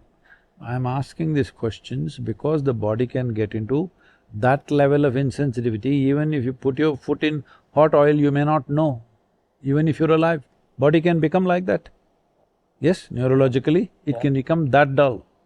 So you are pretty good, you know hot oil and you know hot summer. So similarly, there are various other aspects, not just temperature. See, if you have temperature, that is, you have fever, Yeah. you know, isn't it? Yes. You don't need a thermometer. You just know. You just know. To know the exact number you may have, but very easily you can, so you're below 100 or over 100, you can easily know, yes or no? If you're crossing 104 something, then you know you're in a bad condition. Yeah. Thermometer is only… Indicator. Specific number you're trying. Thermometer comes from your childhood, whether you're saying, I have temperature because you don't want to go to school, or the parents are checking whether really temperature is there or not. Similarly, a doctor is checking really how much is your temperature. He doesn't want to go by your experience, because human subjectivity is little like that. But I'm saying, you may feel very sick if you are 99 temperature or 100.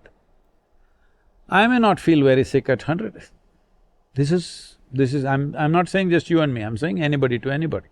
It once happened that I was continuously running temperature, but I had travel schedules fixed, US, Britain, I came to India, I went to Singapore, then to Australia and back, like this, back-to-back thing, and I was shooting something here continuously, 5-6 episodes a day, and I had to change my clothes 3 to 4 times because I'm sweating like that. Every kind of medicine they tried, temperature is not going down. But you're still traveling, you're still… Yes, I continuing to do everything. So I went home and my head was like, my brains were getting cooked. I thought, this has crossed all limits, something happening, and I took the thermometer and put it, showed 107. 107? Yes. Then I just walked into the shower with my clothes on, with my turban on, everything, and turned on the cold water and just stood there under the shower. After that, many things happened, let me not go through that. Then when I was in United States, I met this doctor and said it became like this, it became 107 and this is what I did. This is the smartest thing you have done in your life. Really? He said, that kind of temperature… I thought you get pneumonia. You would die, brain will collapse. The brain will freak out beyond that temperature. So he said, this is the smartest thing you have done. Just to cool it down a little bit. Yeah, and above all, I didn't take off my turban, that was the best thing. It stayed… With the turban I went in, everything got wet and stayed like that. I just sat there in the bathroom for some time, fully wet. He said, this is the smartest thing. I did not know I am doing the smartest thing. It was just a natural thing for me, I'm feeling so hot. Then I need like some water to… There was nothing else but water. Yeah. Sadhguru, I think… So, please let me complete, I'm so sorry. Please. No, this is important. So similarly, apart from temperature, there are other aspects. There are upsurges of energy in your body, what's happening. So if you go to some place, if that place is, let's say 11 degrees latitude, your body will feel different. You don't notice that because you're OYO. You're calculating, can I start a hotel? New business. Can I start a hotel in Isha Yoga Center? You're welcome. Which I already have thought, by the way. I'm already welcoming you. Thank you. You can. And also new businesses, maybe you want to become a brick manufacturer, maybe you want to become a snake catcher, we don't know what. But I'm saying your mind is looking for those kind of opportunities and missing the fundamental opportunity because your focus is different. I'm not trying to say less or more. Focus is different. But I am always looking, because my work is with people, what can I do to people so that it works better for them? So if I feel here it's in a certain way, then today what I do is very different. And they'll say, Sadhguru, this is the best thing that happened. Then another day they'll be sitting somewhere else and there I see this, that is the best thing to do, I'll do that. Again they'll say the same thing, this is the best thing that ever happened to me, all right? So because the thing is, depending upon what is it that you want to get to, you're noticing those things. If I'm in agriculture, which I am, if I go anywhere, first thing I see is the soil. How is it? What can you do here? Because if you see the soil, you know whether people will live well here or not. It's as simple as that. Right. So, similarly, like there is a Kannada saying, it's said in a certain way, if a beautiful woman passes by, the tailor only looks at the blouse. He's only looking at the blouse. That's his job. Huh? That's his job. His interest is that. You came to the yoga center, you're looking where to build the hotel. Sadhguru, I'll tell you, I spoke to numerous volunteers and I asked them what inspired them, because they have, like a lot of them, right, like come from excellent backgrounds, and all of them said… You thinking I did come from excellent background? You came from… No, I came from my mother's womb, that's the best background. That's the best background and all of us came from there. But they all said, I asked them, what inspired you to be here at the Seva? And all of them said… Don't use that word, I don't like that word. I don't like people who are doing seva here. We call this karma sadhana, it's your karma. You do activity to release yourself. You don't do seva to me. That's right. I am not in that condition, I need your service. That's a karma sadhana, which is a… I hear you, that it's the right way to put it. They all say that they felt so touched by you that they want many other people to experience the same. From your perspective, what inspires thousands of volunteers from all across the world to come in and do karma sadhana? Suppose, this is not just a suppose, this is a promise also. Suppose I teach you a way that you can sit here and be blissed out. Being blissed out is not a goal by itself. You have no business to be any other way, if you ask me. If you are in a pleasant state of mind, there is enough science to tell you Only when you're in a pleasant state of mind, your body and your brains work at their best. Right now, there is a whole lot of your tribe, entrepreneurs, who think and who propagate, only if you're stressed, we will think properly. Yes or no? It's going on. There are different views, yes. It's going on.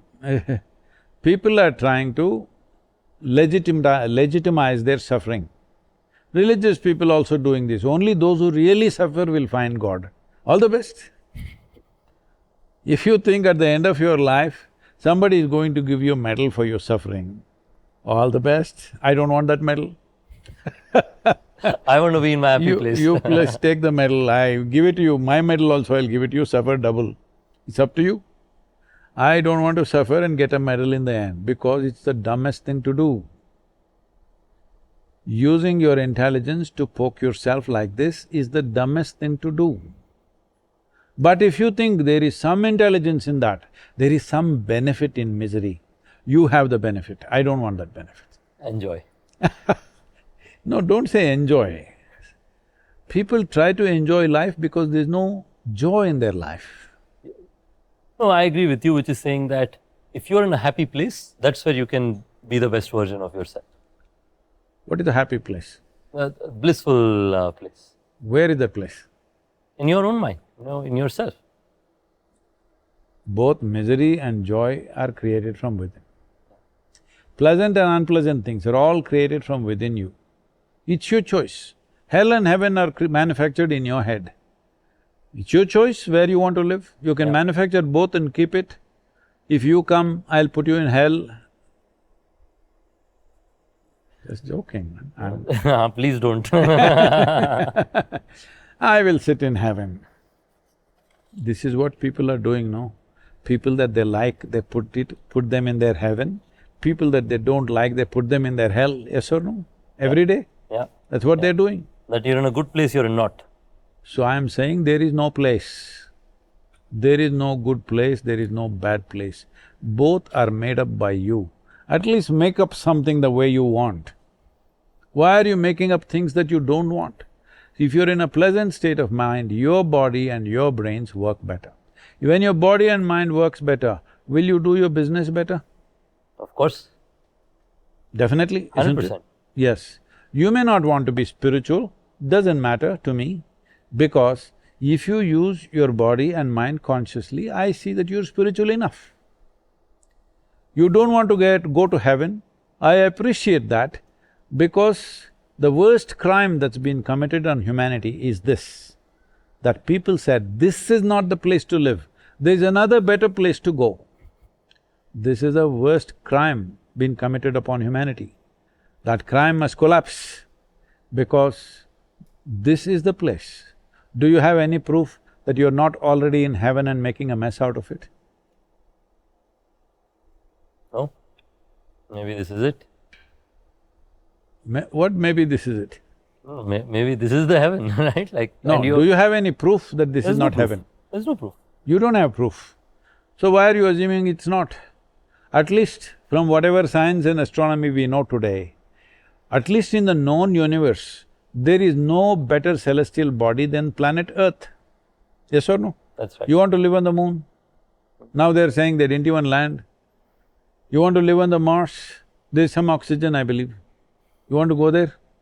You want to live in Jupiter and get burnt? Mars someday, but when it is fully civilized, right? Now I'm happy. What is the best celestial body that's Earth. that we have seen? Today, Earth is the best celestial. So why do you say this is not heaven? Yeah. So you have no proof this is not. Yeah. But you are a proof that there is hell. I'm saying. Because you're putting people in Yes. different boxes. No, you put yourself in that box. See, people are not torturing others. Torturing They're themselves. torturing themselves. Do unto others what you do unto yourself, they're following.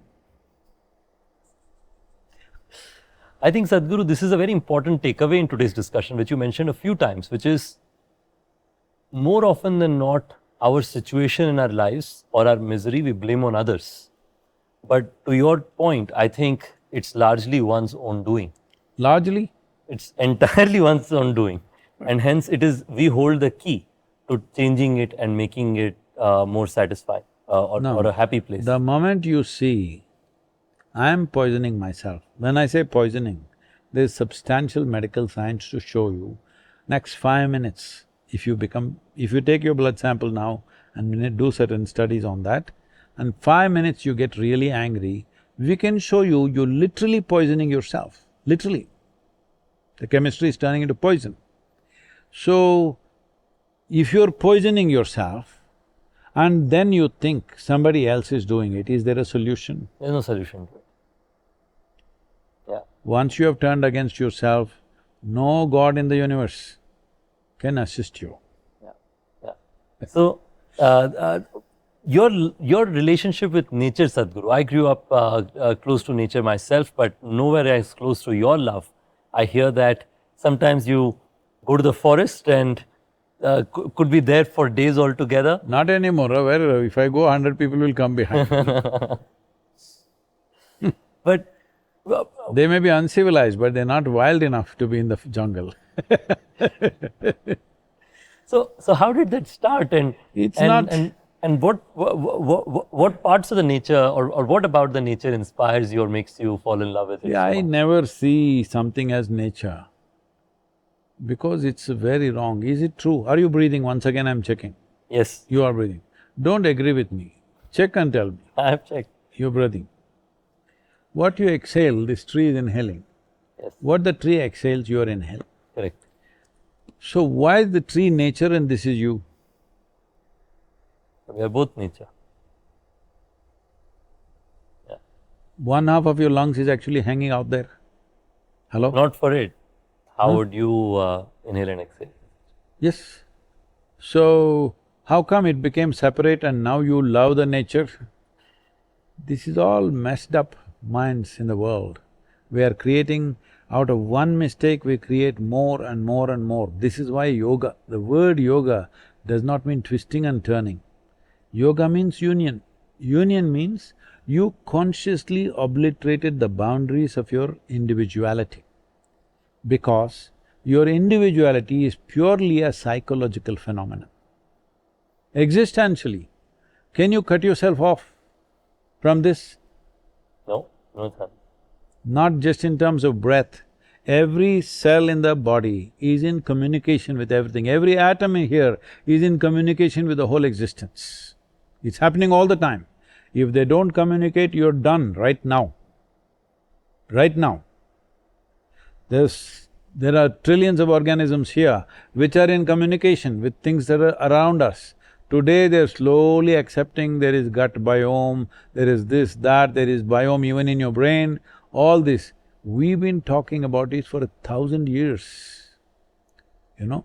I'm saying in the yogic culture they're talking about, well, among the Jains there are clear-cut documents where they're saying anujivis, Yes, I've heard that. Atomic life. That means… Anujivi is atomic life, yes.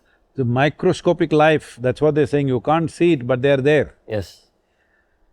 So, all this is in connection, life is happening one phenomena. You are so messed up in your head, you think you are a separate phenomena by yourself. Simply because nature gave you a certain level of cerebral capability, you are completely lost in that. So I started my company in 2013. And India had this startup revolution that started in 2016 called Startup India. And our Prime Minister, Honorable Prime Minister Modi he's made dramatic strides in many ecosystems. One of them has also been about mental well-being.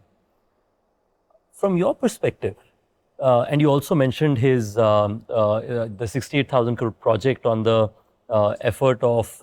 Natural farming. Natural farming. From your perspective, what has this government done which is great in the pursuit of mental well-being so far, and what would you expect them to do in the next, let's say, 5 or 10 years, 5 years in terms of making further positive difference? See, before we come to what the government has done, as we've repeatedly gone through, your suffering and your joy are your making. Correct. The the fundamental ethos of this civilization is your life is your karma. That means your life is your making. This is the only civilization on the planet which told you your life is your making. Everybody else, everywhere else, they told you that your life is made by God from somewhere. This is the only place where they told you your life is your making. Your making. This is why well ahead of every other civilization, we had mathematics, art, music, everything, business, commerce, everything. To a point where, this is a conversation going on in the Portuguese port. When somewhere in 1600s, I think, I'm not clear about the date, somewhere there, 16 or 1700s, they are saying, if you want to learn trading and business, go to Cambay, where business is a science, not just counting money, it's a science. So everything developed because of this one thing, that we saw our life is our making. We didn't wait for God to do anything. Now we've turned around and become fatalistic because of too much beating that we have taken in 1,000 years' time. So what can a government do? Before we go there, what can you do about your mental health and your physical health? Correct, correct. This is the thing that needs to happen. Yeah. See, why should a prime minister tell you, you do yoga, it's good for you? Arre? And fortunately, he is taking that step.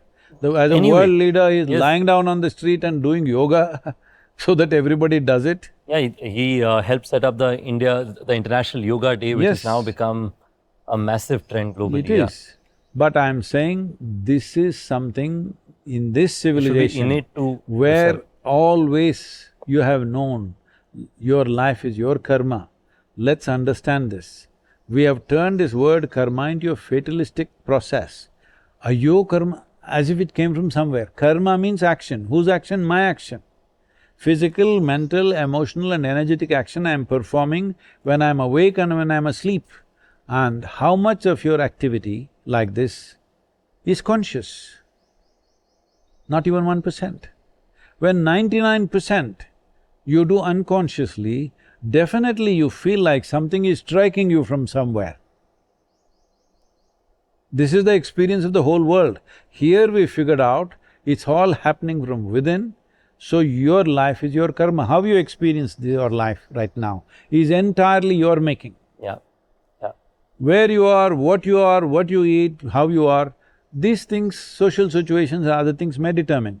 But how I experience my life right now, whether I am joyful or miserable, it's entirely 100% my making. This one thing everybody should get, because this is the USP of this civilization. Our civilization. This is the USP that the entire world needs. Yeah. And whatever these millennials or what is the next word, I don't know. Gen Z. And then What my is- son, who's 1 year old, is Gen Alpha. Oh, they went back to A again. Reverse. But look, I think you're absolutely right that What am I? M, is it? No, no, you're, I thought we were the same, that's it. But Sadhguru, I think, to your point, I think our civilization has some incredible stories and today's conversation is limited to talk about it. No, but our civilization comes to super relevance yeah, when economic well-being in the world is reasonably stable. yeah, We must understand this, because we saw these things and we evolved many systems when we had economic well-being that nobody could imagine. This whole civilization, which we largely refer to Sanatana or we got labeled as Hindu, because this land between Himalayas and Indusagara was so protected by the mountains and the ocean, oceans. undeterred, we evolved. Till they learnt how to climb the mountains and find the mountain passes and sail come, the seas. or sail the seas, till then we evolved with undeterred, unconcerned about our safety and security. When we were growing our civilization like this, when mathematics, music, astronomy, everything has hit the peaks here, let's say in Europe, which is generally considered to be the most developed continent, they were all warlords, continuously killing each other, burning each other, endlessly going on. This is what was happening. So, these two mountains in this, we say Himalaya and Indusagara, Hindu. The land that lies between is Hindu. Hindu civilization, everybody appreciated. Even today, in countries like Lebanon, Syria, there are thousands and thousands of women who have name Hind. Yeah. Even today, they are Hind. Why? Because their ideal land was Hindustan, okay? Even when you say whatever the slogans, you say Jai Hind, right? Yes. Even today in those countries, they have names Hind because the ideal nation… Goosebumps, yeah. The ideal nation or the ideal civilization in their mind was Hindustan. So it became Hind. So today, for whatever reasons, for economic reasons and technology, everybody wants to go to America, United States of America. Yeah. And it's going to be much larger, I believe, in recent future, in immediate future. So if that happens, more people can go. You you can open a hotel in… We have 2,000 in US now, Sadhguru. No, you can open in Greenland. Sadhguru, we have business there already, but but that said, I think it's a controversial topic today.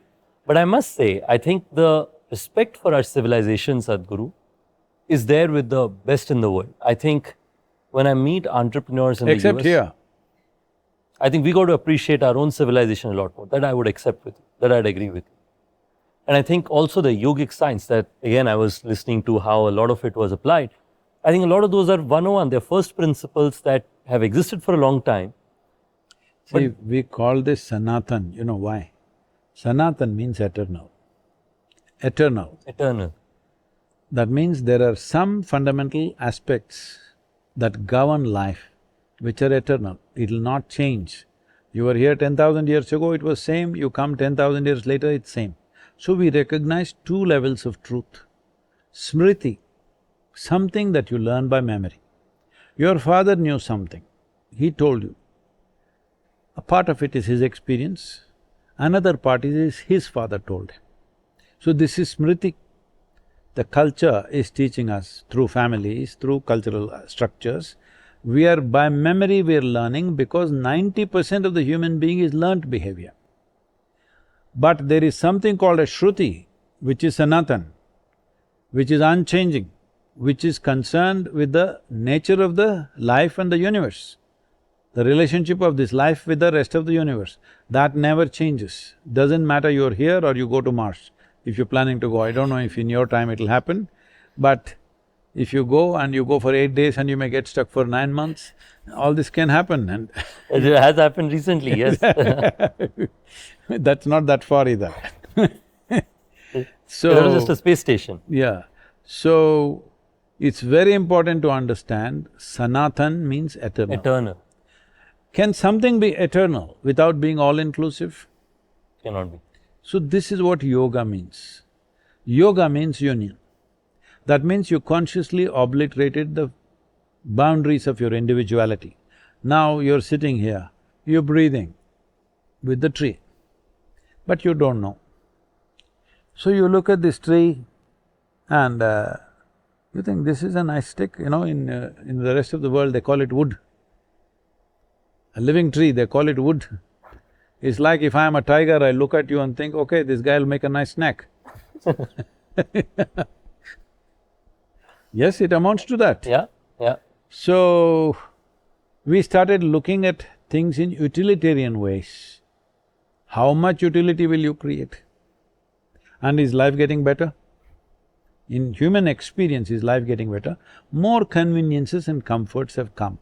As conveniences, comforts come, as survival gets taken care of, Sanatan becomes more and more relevant because people will want to find something more profound. So, see, somebody is selling tickets to heaven. What do you get in heaven? Better survival, Yeah, better accommodations, better pleasures. Same thing, exaggerated, yeah. all right? Are they offering something new? No.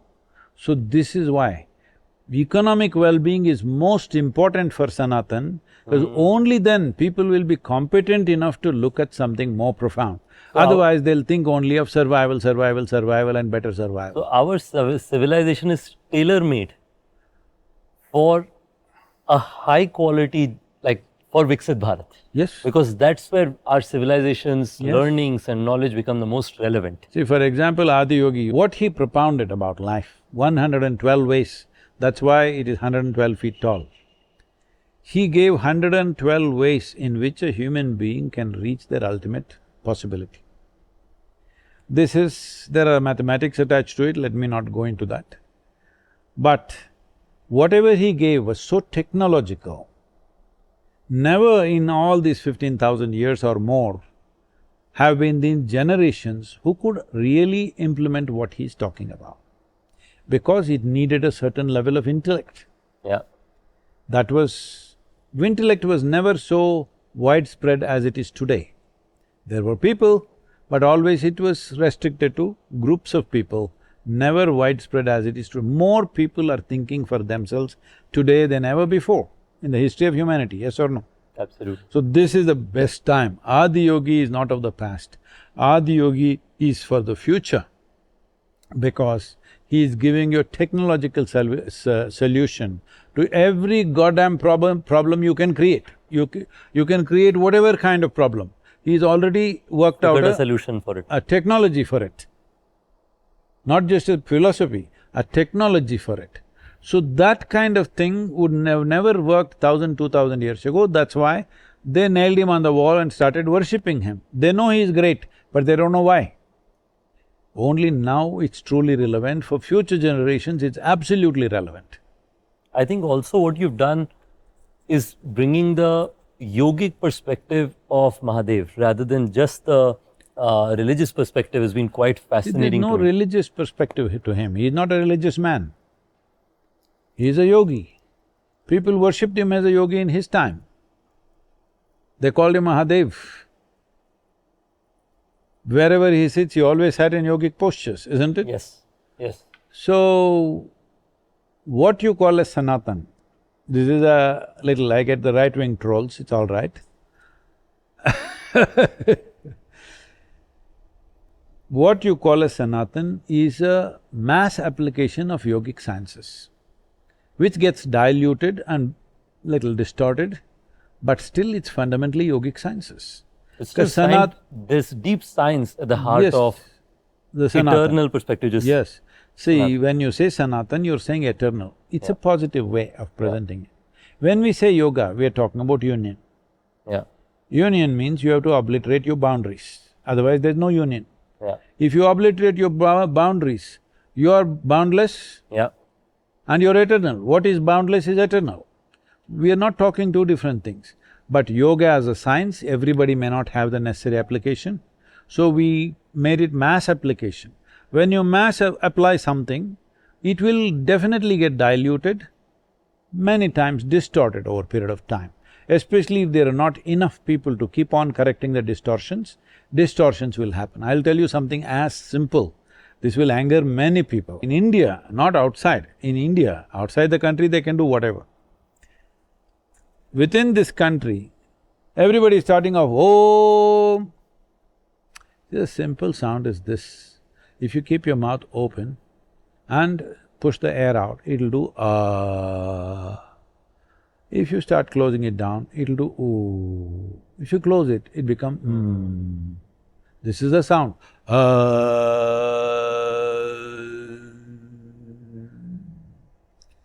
Now, how many distortions have happened? These distortions happen outside. For example, you will see this sound in Christianity, in Islam.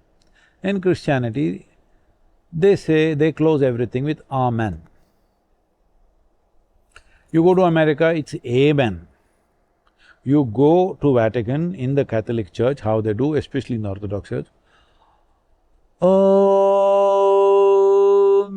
like that, they're stretching it out like that, it almost N. See, you've seen this, Ram, you're from Haryana. Yeah, yeah. Yeah. You guys ate up part of his name and called him Ram. We are like this South Indians, we like to tease you. When he came down south, we called him Rama. When he entered Tamil Nadu, they called him Raman. Because language has certain inflection.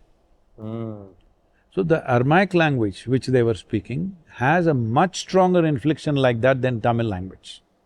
So they said, Amen. Islam says the same thing, Ameen. Same sound. Language distortions enter. This is the significance of yogic system. We sit here constantly looking at what is cultural, what is existential. Always cutting out the cultural aspects. We know culture will add color and make our life beautiful, but without the structure, color is a mess. Hello? Yeah. You are well structured, then little color you add, nice. Only color, no structure, you're one big mess. You're back to amoeba state. All right, you're a splash. All over. Yes. So, to maintain the structure, we keep cleaning it off, cultural inputs that will happen, language inputs that will happen. This is my work because for a few hundred years, nobody has done the proper cleaning. I have this onerous task that I'll be accused of all kinds of things, he doesn't know what is Sanatana, he's not read a scripture, he's this, he's that, all kinds of things because I'm constantly cleaning up cutting out the cultural aspects. Not that I don't like culture, I love the culture, it's colorful as it comes. But color, if you get lost in color, you'll get the structure blinded. and color Yes. is an addition. Color is like makeup. Little makeup is nice. If you paint yourself head to toe in red, it won't be good. I agree. Sadhguru, I think it's been fascinating. I actually could go much longer, but I think… I see you have a lot of questions that you copy. Yeah, but I didn't see a single one of them because all of these left for themselves because you had such a fascinating perspective on everything that out of my curiosity, going back to how we started, I kept trying to seek from everything I could get from you. So thank you so much, Sadhguru. Thank you. Namaskaram and all the best for you.